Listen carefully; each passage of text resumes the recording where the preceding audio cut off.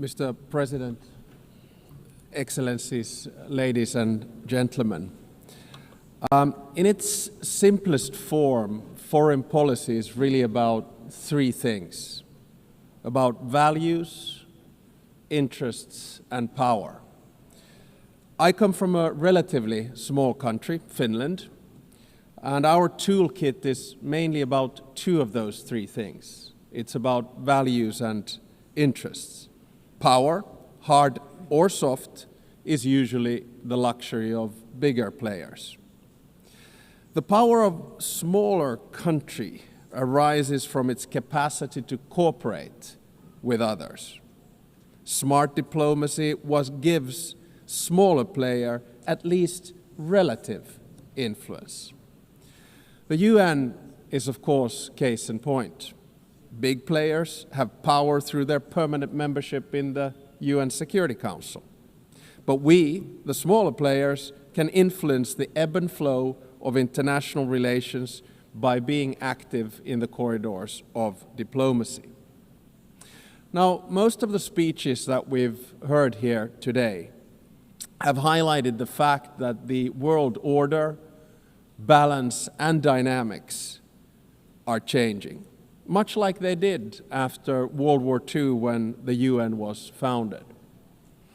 I actually think that the post-Cold War order is over, but we don't know what the new order is going to look like. It will take at least 5 to 10 years for things to settle. And my message to this assembly today is that regardless of the size, each and every member state of the United Nations has agency, a say in how the new world order will look like. It is important that we all use this power wisely and responsibly. Now, I fully appreciate that our interests differ, depending on our geographical location, history, state of development, or culture. But fundamental values are something we should all share. We have commonly defined some of the most essential of them in the UN Charter. Today, I want to do two things. First, analyze where we are, and second, give my proposals on what we might want to do together. To understand what's currently happening in the world, I'd like to raise three different but yet related developments. First, it seems to me that there's a growing tension between multilateralism, in other words, an order based on the rule of law, and those that speak the language of multipolarity or transactionalism. So difference between multilateralism and multipolarity. Now, I can understand the temptation and the rationale of the proponents of multipolarity and transactionalism. But can they solve the world's biggest challenges, such as climate change or sustainable development? Today, I see many states, both big and small, pursuing transactional or multivectoral foreign policies. In essence, their aim is to diversify their relations with multiple actors rather than aligning with any one particular bloc. Now, this can be opportunistic, but it may also be justified and reasonable. This depends on political choices. A transactional or multivectoral foreign policy is dominated by interests. Interests drive practical choices of states, and this is entirely legitimate. This kind of foreign policy is based on a realistic understanding of power. Power defines the limits of what is possible for each state. However, values should actually underpin everything we do. Even transactional or multivectoral foreign policy should rest on a score of fundamental values. Without them, foreign policy will ultimately run into a wall. if you set aside values for unhindered pursuit of power and interests, you will eventually find before you the very same problems you wanted to overlook. Second, the balance of power in the New World Order is shifting towards the South and the East. Many countries, especially in Africa, Asia, Latin America, are becoming or have become key players in determining the direction of the New World Order. To put it simply, they have both agency and power. They are not only an expanding economic force, but their demographic growth is inexorable. This will also turn them into a political and cultural force. It will yield them both hard power and soft power, and they will use it to promote their interests as they should. The 193 members of the United Nations do not have to agree on every minute detail of values, but we have to have a common understanding of fundamentals. They include the sovereignty and territorial integrity of states. They include the prohibition of the use of force and the respect for human rights and fundamental freedoms.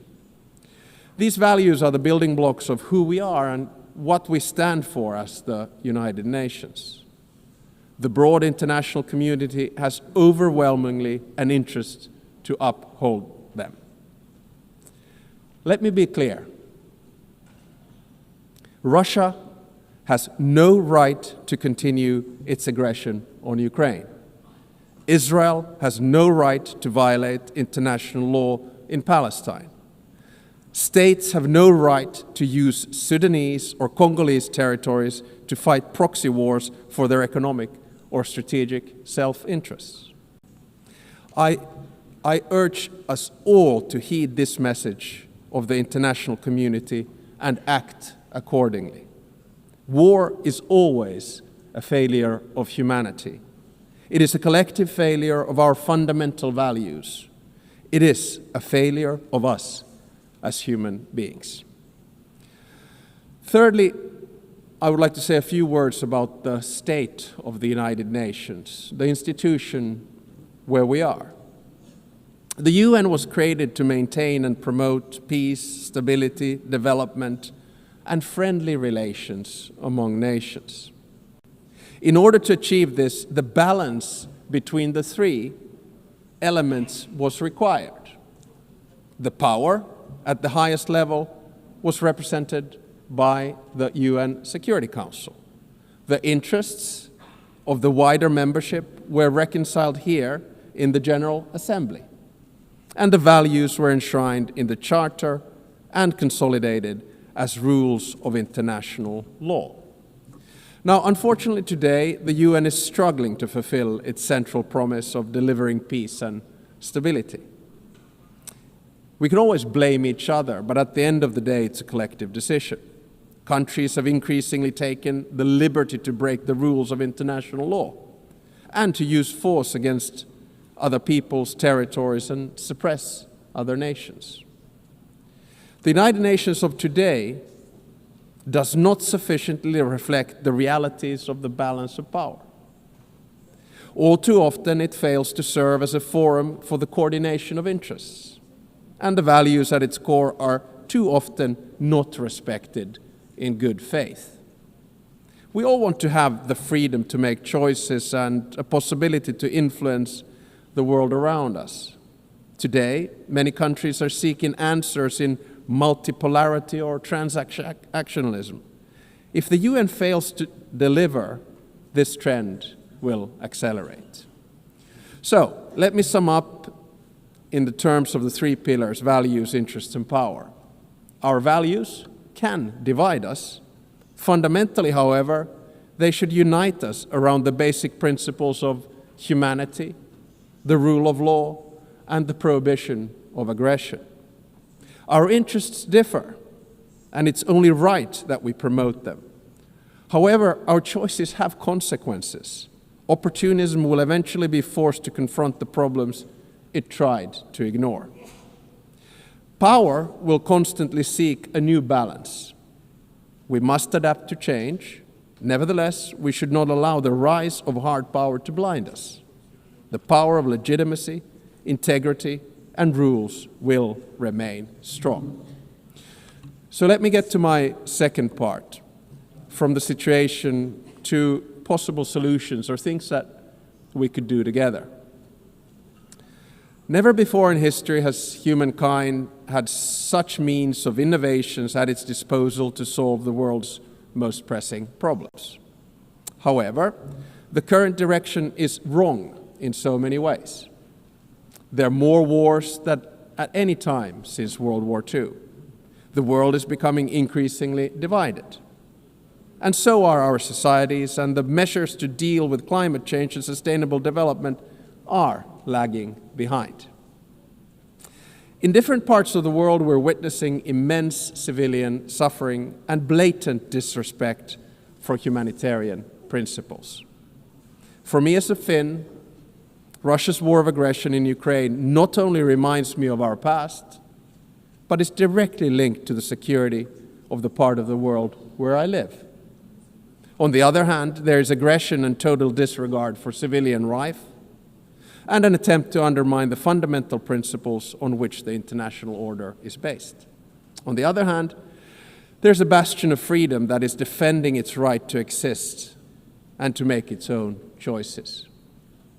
The battle for what consequences we will draw from this aggression is not yet over. Recently, there's been serious attempts at diplomatic solutions of the war on the initiative of the United States. There are no perfect solutions to wars. At the same time, we know that any decision made in these matters will have far-reaching consequences in Ukraine and beyond. There can hardly be a stronger unifying interest among the UN's broad membership than our opposition to the wars of conquest. Aggression must not be rewarded. Accountability for the most serious international crimes must be pursued. In the Middle East, civilians in Gaza are experiencing immense suffering. The deepening humanitarian crisis has reached unbearable levels and represents a failure of the international system. At the same time, Hamas continues to hold the hostages it has taken, and many have already lost their lives. An immediate ceasefire is needed in Gaza. That has been reiterated from this podium many times today and yesterday. Humanitarian aid must be granted safe and unhindered access. The hostages must be released. I commend the efforts led by France and Saudi Arabia to advance the two-state solution. The negotiations must meet the Israeli and Palestinian security needs and Palestinian right to self-determination, its legitimate aspiration for statehood and sovereignty. The occupation that began in 1967 must end, and all permanent status issues must be resolved. Correspondingly, the countries that have not recognized Israel must do so. At the same time, the international community must support and strengthen the Palestinian Authority for it to govern the entire Palestinian territory effectively. This is the only viable option for achieving a two-state solution. A stable Palestine will also significantly benefit the security of Israel. In many parts of the world, conflicts are raging, causing immense suffering locally, instability regionally, and reverberations globally. We've witnessed particularly brutal violence in Sudan, in the Democratic Republic of Congo, in Haiti, Myanmar, and Mali, among others. Civilian populations continue to face famine and displacement at a large scale. And sometimes I feel that we end up looking at conflicts only that are near to us. But I think the job of the UN is to look at all of them with equal determination. I praise all those who, in good faith, continue to work for peace despite the daunting task. In June, a peace agreement was reached for the conflict in the Eastern Democratic Republic of Congo. The true test, like with all peace agreements, lies in its implementation. Does it stick? There's a humanitarian crisis of alarming proportions that compels us, all of us, to respond. Peace processes should not be transactional. They must be guided by international law. All countries and stakeholders in the region must be engaged and committed to achieve sustainable peace. The presence and involvement of the UN is essential. I would also like to stress the crucial work carried out by journalists amid conflicts and in other difficult circumstances. Attacks on members of the media are unacceptable. Media freedom is the basis for democracy. It is a prerequisite for an open society. The ability of the press to carry out its work is important for all of us. Ladies and gentlemen, the composition of the UN still largely reflects the world of 1945. As the world has changed drastically, so should the decision-making at the UN. Last year, in this very hall, I argued for a reformed Security Council, a council where currently underrepresented regions would have a stronger voice through permanent seats at the table. The number of permanent members should be increased in the UN Security Council. At least there should be 2 new seats for Asia, 2 for Africa, and 1 for Latin America. I think I'm going to say this every year because it's the only place where I get applause. No single state should have a veto power. And if a member of the Security Council violates the UN Charter, its voting rights should be suspended. I believe that these changes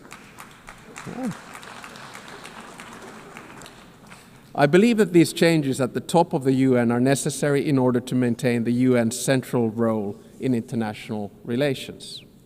At the same time, a more comprehensive reform of the UN is needed. I commend the Secretary General for his UN 80 initiative, and I encourage him to take bold and ambitious action. So Finland strongly supports the UN and wants it to succeed. Therefore, we stress the need for true reform to enhance the organization's credibility, relevance, and efficiency. This will ensure that the UN can act. The UN needs to focus its efforts on its most important goals: ending and preventing wars, protecting human rights, and acting as a catalyst for sustainable development. And also, we need to get the UN back into peace mediation. I would argue that one of the reasons that we have so many wars right now is that the UN is absent from peace mediation. No other organization can offer the legitimacy comparable to that of the UN. If the UN is absent, conflicts are not resolved without it, which is not in our common interests. The UN is needed as a mediator, and the member states should support it at this endeavor. Finally, Finland is strongly engaged in the work of the UN and will remain so. Therefore, we're also standing for election to the Security Council for the term of 2029 to 2030. Should we be elected, Finland pledges to be a principled and pragmatic partner for peace. We are principled in our commitment to international law with the Charter at its core. We are pragmatic in seeking solutions that truly advance international peace and security, recognizing that progress is often incremental. At the outset of my speech, I said that each and every one of us has agency, a say how the new world order will look like. We want to be able to make our own choices and have an impact on the world around us. Nelson Mandela saw truth and reconciliation as the only hope for nations that are bitterly divided. The same applies to relations between states. We should learn from history, but always look to the future, bearing in mind that our decisions will shape it. Thank you very much.